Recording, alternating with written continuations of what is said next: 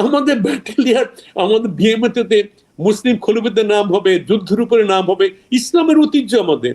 এটা তোমাদের মাথা ব্যথা কেন? সুতরাং এটা অন্য কিছু পেও না, এটা হচ্ছে মনস্তাত্ত্বিক যুদ্ধ। তারা যেন কিছু আসে যেন আমাদেরকে চাপের মধ্যে রাখার জন্য। এই দাঁড়িয়ে রাখাটা, ওদের বাহিনীতে দাঁড়িয়ে রাখার লোক আছে। আমাদের মুসলমানদের একটা হচ্ছে সুন্নাত আমরা রাখি অনেকে, এটা তো দাঁড়িয়ে রাখলে সে মুসলমান হয়ে গেল। তুমি যখন তো তোমাদের ধর্ম নিয়ে যখন শুরু করে কাজ করো, তোমরা যখন স্কুল কলেজে আমাদের মুসলমানদের জোর করে হতেছে হরে রাম হরে বলে জোর করে বলো, সেটা কি হয়? আমরা দেখতে পাচ্ছি সাম্প্রতিক সময়ে গণ অভ্যুত্থানের পর থেকেই আমাদের সেনাবাহিনী ইসলামিকীকরণ হচ্ছে বলে সাউথ ব্লকের সমর্থক যারা, তারা একটা অভিযোগ তুলতে চান। বিশেষ করে আমাদের সেনাপ্রধান জেনারেল ওয়াকারুজ্জামান বেয়ার্ডের অবস্থায় আমরা দেখছি দাঁড়িয়ে রেখেছেন, এটাকে অনেকে নেতিবাচক হিসেবে দেখছেন। আবার একটা ব্যাটালিয়নের 4টা কমান্ডের নাম আমাদের ইসলামের গুরুত্বপূর্ণ প্রধানতম 4 খলিফার নামে করা হয়েছে। সবকিছু মিলিয়ে সেনাপ্রধান কদিন আগে বলেছিলেন যে ধর্মীয় অনুশাসন বা মূল্যবোধ সামনে রেখে সেনা সদস্যদের কাজ করা উচিত। আপনি কি সাউথ ব্লকের এই অভিযোগটা যে ইসলামীকরণ করা হচ্ছে বাংলাদেশের সেনাবাহিনীকে, কিভাবে আপনি এটা দেখছেন? আমি 2 পয়সা মূল্য দিই না, আমি 2 পয়সা মূল্য দিই না, আমি থু বলে উড়িয়ে দিই। তার কারণ হচ্ছে তারা বলবে, ওদের মধ্যে হয়েছে বাগেলো বাগেলো বাগেলো, তো বলবে তারা। এটা হচ্ছে মনস্তাত্ত্বিক, তাদের হইতেছে একটা কি বলে আপনার যুদ্ধ, তারা করবি। বাংলাদেশের 99 মানুষ হচ্ছে মুসলমান, 93 মানুষ আপনার করতে 93। তো 93 মুসলিম প্রধান দেশের মধ্যে আমাদের রাস্তাঘাট, কলকারখানা, সেনাবাহিনী, ক্যান্টনমেন্ট, আমাদের কোম্পানি, ব্যাটালিয়ান, মুসলমান নামে ইসলামের ঐতিহ্য নাম হবে, এটা তোমার মাথা মাথায় কি আছে? এটা তোমার কি হলো? তুমি যখন তোমার হইতেছে মিসাইলের নাম রাখো হিন্দু পৌরাণিক যুগের নামকরণ করে, তুমি যখন মন্দিরের নাম রাখো, তোমার জন্য পথঘাট রাস্তাঘাট তুমি তোমার নামে রাখো, আমরা কি এটাকে বলি যে হিন্দুকরণ হয়ে গেল? You have the right to do it. মুসলিম বিশ্ব যখন করো এটা, তুমি এখানে কি মাথাকে মারতে চাও? ইউরোপিয়ান ওয়ার্ল্ডের মধ্যে যখন খ্রিস্টান নাম দেখে তুমি মাথা মাথা করতে চাও? পাকিস্তান আমলে আপনি আমি ক্যাডেট কলেজের ছাত্র, জিনাতে কিন্তু প্রথম ব্যাচের ছাত্র। আমাদের 3টা হপ্তাহ থাকা যেটা হাউস বলি, আমাদের বিল্ডিং ছিল যেখানে আমাদের এখন, একটার নাম ছিল হুনায়ুন, একটা হচ্ছে বদর, একটা খাইবার হাউস। তখন কথা মতো করছিল, বলছিল তোমরা তো। সুতরাং এটা কি ধরনের কথা? আমাদের ব্যাটালিয়ার, আমাদের বিএমএতে মুসলিম খলিফাদের নাম হবে, যুদ্ধের উপরে নাম হবে, ইসলামের ঐতিহ্য আমাদের। এটা তোমাদের মাথা ব্যথা কেন? সুতরাং এটা অন্য কিছু পেও না, এটা হচ্ছে মনস্তাত্ত্বিক যুদ্ধ। তারা যেন কিছু আসে যেন আমাদেরকে চাপের মধ্যে রাখার জন্য। এই দাঁড়িয়ে রাখাটা, ওদের বাহিনীতে দাঁড়িয়ে রাখার লোক আছে। আমাদের মুসলমানদের একটা হচ্ছে সুন্নাত আমরা রাখি অনেকে, এটা তো দাঁড়িয়ে রাখলে সে মুসলমান হয়ে গেল। তুমি যখন তো তোমাদের ধর্ম নিয়ে যখন শুরু করে কাজ করো, তোমরা যখন স্কুল কলেজে আমাদের মুসলমানদের জোর করে হতেছে হরে রাম হরে বলে জোর করে বলো, সেটা কি হয়? সেটা তুমি প্রতিবাদ করেছো।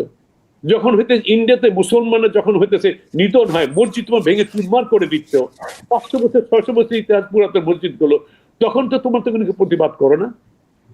এবং এই প্রসঙ্গে আরেকটা, আমি সাম্প্রদায়িক নয়, আপনি আমি বাংলাদেশে বৃহত্তর জনগোষ্ঠী, আমার মনে সবাই বলে কেউ সাম্প্রদায়িক না।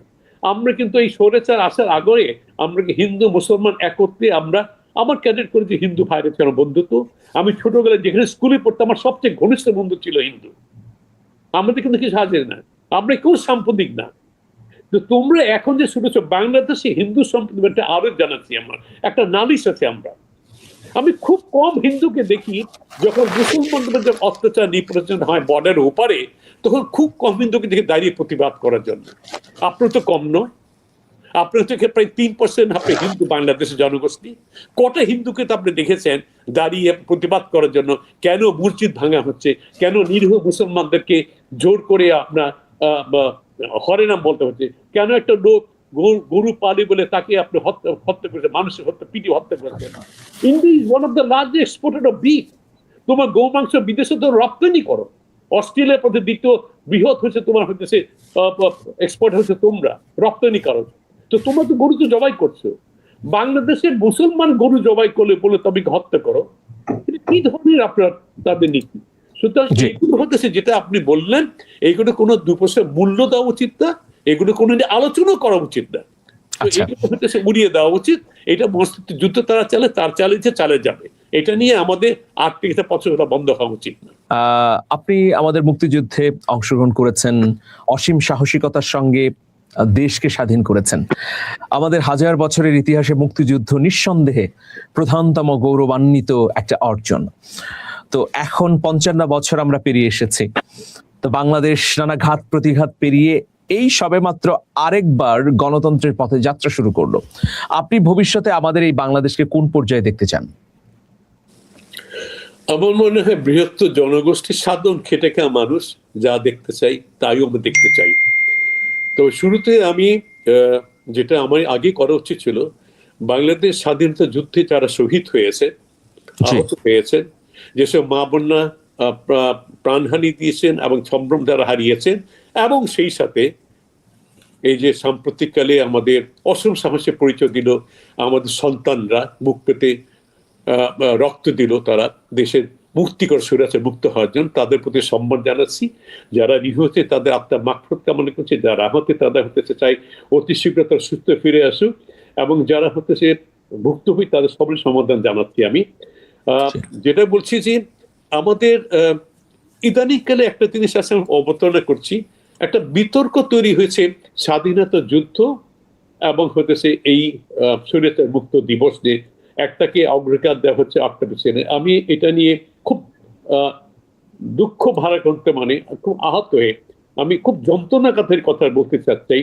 একটার সাথে একটা কোনো তুলনা করা উচিত না। ৭১ মুক্তিযোদ্ধা একটা অধ্যায় ছিল, এবং ২৪ হচ্ছে জুলাই আন্দোলন আরেকটা অধ্যায় ছিল। দুটাই দেশের জন্য হচ্ছে ক্রান্তি লগ্ন ছিল। দুটো হচ্ছে বাংলাদেশের ইতিহাসে বাংলাদেশের গৌরবোজ্জ্বল একটা অধ্যায়। স্বাধীনতা যুদ্ধ অবশ্যই একটা অন্য পরিচয়। পুরা দেশ, পুরা জাতি ঝাঁপড়ে যুদ্ধে, আমাদের অস্তিত্ব সংকট ছিল সেখানে। এতে আমরা যুদ্ধে ঝাঁপিয়ে না পড়তাম তাহলে আমাদের বাঙালি যাদের অস্তিত্ব টিকে রাখা সম্ভব হতো না। তেমনি ভাবে ২৪ জুলাই যে ছেলেপেলেগুলো যারা আত্মহত্যা দিল, আমাদের সন্তান আত্মহত্যা দিল, তারা যদি ঝাঁপিয়ে নামতো, মুহূর্তে রক্ত না দিত, আমাদের অস্তিত্ব থাকতো না। আমরা হতেছে কর রাজ্য হিসেবে আপনার যেতে টিকে থাকতো বাকিটা জীবন। শুধু দুইটা ভাবে, দুইটাই হতেছে আমাদেরকে গৌরবোজ্জ্বল দিবস, দুইটাই আমাদের সমান্তরালে সম্মান করা উচিত। তা আপনি যেটা প্রশ্ন উত্তর দিতে চাই, দুইটা আন্দোলনে দুইটাই যারা আত্মহত্যা দিয়েছে, যারা আহত হয়েছে, যারা মানহানি হয়েছে, তাদের কিন্তু প্রত্যাশা একটাই ছিল, সে প্রত্যাশাতে দেশের সার্বভৌম স্বাধীনতা রক্ষা করে যেই আপনার যেগুলো থেকে আমরা বঞ্চিত, অধিকার থেকে বঞ্চিত ছিলাম ৭১-এর আগে পাকিস্তানের হাতে, শাসকদের হাতে এবং স্বৈরাচারের হাতে, সেই আমাদের হইতেছে বঞ্চিত যেগুলো অধিকারগুলো সেগুলো পুনরুদ্ধার করা। সেগুলো কি? মানুষের হতেছে থেকে খাওয়া দাওয়া, পড়া, সুশিক্ষা, সুচিকিৎসা, এগুলোতে প্রতিষ্ঠিত করে একটা সবচেয়ে বড় যেটা হতেছে মানবাধিকার বলতে যেটা আমরা বুঝি, যে বাক শক্তি আমাদের হতেছে কথা বলার অধিকার, আমাদের সমালোচনার অধিকার, এবং মেধার ভিত্তিকে সবাইকে সমান সুযোগ দেওয়া, ধর্ম নির্বিশেষে সেটা প্রতিষ্ঠিত করা। দুর্ভাগ্যবশত আমি বলতে বাধ্য হচ্ছি ৫৫ বছরে এইটা প্রতিষ্ঠিত হয় নাই, এবং এটার জন্য আমরা দোষ দিব, আমি কাকে? নেতৃত্বকে দোষ দিব। আমরা বলে থাকি আমাদের ইতিহাস খুব ছোট, বেশি দিন হয় না। ৫৫ বছর ইতিহাস কিন্তু খুব ছোট না, কিন্তু এর আগে এর পরে অনেকে কিন্তু আপনার দেশ স্বাধীন হয়েছে, তার কিন্তু আমাদের জন্য এগিয়ে গেছে। আমাদের দেশের লোক দরিদ্র, অশিক্ষিত, এখনো আপনার দারিদ্র সীমা বাস করে প্রায় ২৫% লোক, আমি মনে করি যদি সরকার হিসেবে আরো কম তারা বলে আর কি, এবং এখন অশিক্ষা রয়েছে আমাদের মধ্যে, সেটা সত্যি কথা। কিন্তু এইসব পরিস্থিতির মধ্যে কিন্তু অনেক দেশ আমাদের চেয়ে অনেক এগিয়ে গেছে একটাই কারণে, সে নেতৃত্ব। একটা দেশের নেতৃত্ব একটা দেশকে পুরা বদলে দিতে পারে। Destiny of nation can be change by 1%। Lee Kuan করে গেছে আপনার সিঙ্গাপুরে, তাইওয়ানে চিয়াং কাশি করে গেছে, আপনার মালয়েশিয়া মাহাতির মোহাম্মদ করেছে, ইউরোপে অনেক দেশ করে গেছে। আমরা করতে পারি, সুযোগ পেয়েছি, সুযোগ আমরা হাতছাড়া করেছি। আমরা হয়েছে, আমাদের নেতা ছিল বঙ্গবন্ধু বা শেখ মুজিব। আমরা বঙ্গবন্ধু বলতে অনেকে দ্বিধাবোধ করে, কারণ তার কর্তব্যে কার্য কীর্তিকলাপের জন্য বঙ্গবন্ধু অনেক চিনে নিয়েছে, কিন্তু একসময় বঙ্গবন্ধু ছিলেন। শেখ মুজিবের সেইটা ছিল তার অঙ্গুল হেলে পুরা দেশ উঠা বসে, কিন্তু তার নিজস্ব ব্যর্থতার কারণে, তার দল অন্ধর কারণে সে সেটা হারিয়েছে, সেই জন্য ব্যবহার করতে পারিনি। আমরা সুযোগ পেয়েছি আপনার খালেদা জিয়ার সময়, আমরা শহীদ জিয়াউর রহমানের সময়, আমরা সুযোগ পেয়েছি ডক্টর ইউনূসের সময়। কোনটা ব্যবহার করতে। বর্তমানে আমরা সুযোগ এসেছে তারেক রহমান হাতে দেশের নেতৃত্বটা যদি সঠিক হয়। দেখেন একটা কথা, মাছের মাথাটা পচে গেলে পুরা মাছটা পচে যায়। আপনি যদি একটা লোক যখন বড় দেশের মধ্যে তাকে একটু উপর দেখে, আমার নেতা তারেক রহমান, উনি কি করছেন, উনি সৎ, উনি বলিষ্ঠ, উনি কম্প্রোমাইজ আপোষহীন, উনি দেশের যেখানে সামর্থ্যের কথা বলে, উনি সৎ, উনি মেধাভিত্তিক দেশ পরিচালনা করতে চান, উনি অন্যকে প্রশ্রয় দেন না, উনি দল কানা নেয়, তখন মানুষ সাহস পায়। সেটা আমরা খুঁজে পাইনি। তো সেই খুঁজে পাওয়াটা উচিত। সেটা যদি আমরা পাই, তাহলে মানুষের যে বঞ্চিত মানুষ যারা, তাদের অধিকার, এটাই আমি চাই। আমার জীবন সামনে চলে যাচ্ছে, আমার এখানে একটাই আকাঙ্ক্ষা, দেশকে সেই পথে পরিচালিত দেখতে চাই। এই সরকার পারবে যদি তাদের সব ইচ্ছা থেকে। বিশেষ করে তারেক রহমান আমার সন্তান তুলে না হয়, আমার বয়সে অনেক ছোট, তাকে ছোটকালে দেখেছি।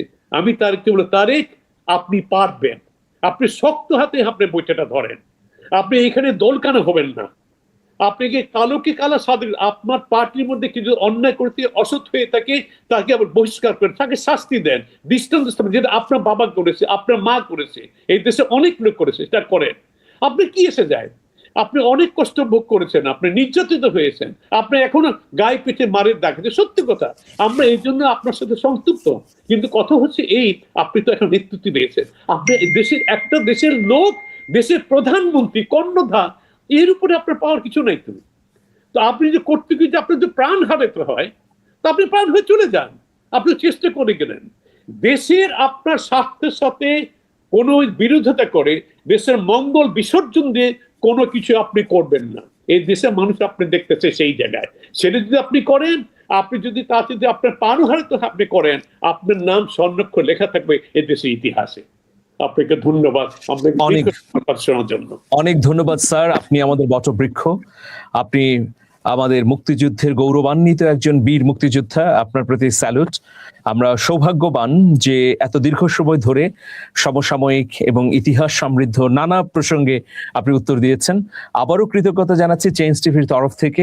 নিশ্চয়ই আপনি সবসময় এভাবেই আমাদের অনুপ্রেরণা দেবেন, আমাদের জাতিকে পথ দেখাবেন, সেই প্রত্যাশা রেখে আজকে শেষ করছি। আপনার প্রতি আবারও সালাম এবং কৃতজ্ঞতা জানিয়ে ভালো থাকবেন স্যার। আপনার সুস্বাস্থ্য এবং দীর্ঘ জীবনের প্রত্যাশা করছি। আল্লাহ হাফেজ। আল্লাহ হাফেজ। আপনাকেও ধন্যবাদ জানাচ্ছি আমি সুযোগটা দেওয়ার জন্য। এটা আমি বলবো আমার একটা সৌভাগ্য। আপনি আপনার মাধ্যমে, আমি জানি না কতগুলো লোক এখানে শুনবে, তবে কিছু লোক হয়তো শুনবে। অবশ্যই অবশ্যই অনেক লোক শুনবে। কথা মধ্যে কোনো বাস্তবতা থেকে, সঠিকতা থেকে, সঞ্জতা থেকে, আমি আসলে কিছু লোকজন যদি হয়, আমার কথা এটা মুখে মুখে ছড়িয়ে যাবে সবার জায়গায়। এইটা হচ্ছে সার্থকতা। আমি যুদ্ধ করেছি, সেটা আমার সার্থকতা, সেটা আমার অর্জন নয়।